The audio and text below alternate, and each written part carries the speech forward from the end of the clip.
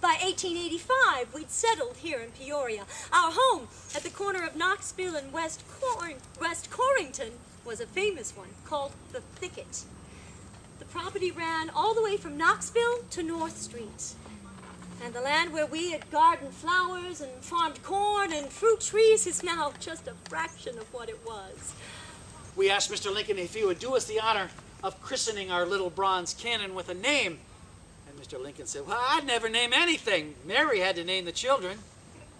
And we said, well, in that case, would it be okay with you if we named the cannon Mary Lincoln? And he laughed and waved that long arm of his. He said, yes, let it go that way. The ironic part about this story is that the next time I saw Mr. Lincoln, he was again being carried by 6 young men on their shoulders. Sadly, it was 5 years later. Those men were in uniform, and Mr. Lincoln was in his coffin. And somehow a spark got through the cigar box ends of black powder. So it was an explosion. I was critically injured, and 3 other men were severely burned. I suffered until 10:30 the next morning, then I died. But let us go to happier times, yeah? First, my name is Albert Schlag. I came to the United States from Germany in 1868. Oh, I was so glad to get off of that boat. John opened his bakery down on Fulton Street, and Elizabeth began having children. They had 2 fine, strapping boys, Carl and Rudolph. And did you know those 2 boys spent their entire lives in Peoria? They never, ever lived anywhere but Peoria. I think that's remarkable. Now, is there anyone here today who has never lived anywhere but Peoria? Oh, goodness, there are some people. I'm shocked. 4 or 5 people. What in the world is that? A bird. My name, ladies and gentlemen, is Joseph Petarde. I was born Joseph Petarde in Rome, Italy in 1865. And I was one of only many men in the Petarde family to become a stone carver.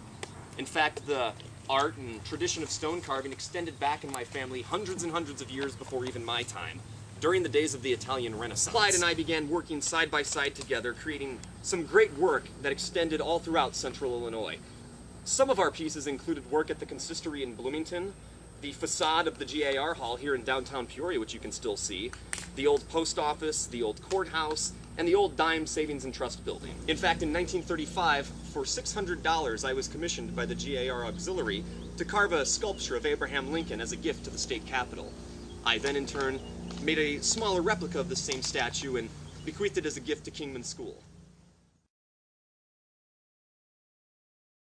My life is a song of the prairie. My dreams are the story of this land. But Brown, he limited our access to the railroad. We had trouble getting the raw materials and getting our goods to market, so I looked for new ground. I bought 18 acres in the North Valley, right at the bottom of this hill.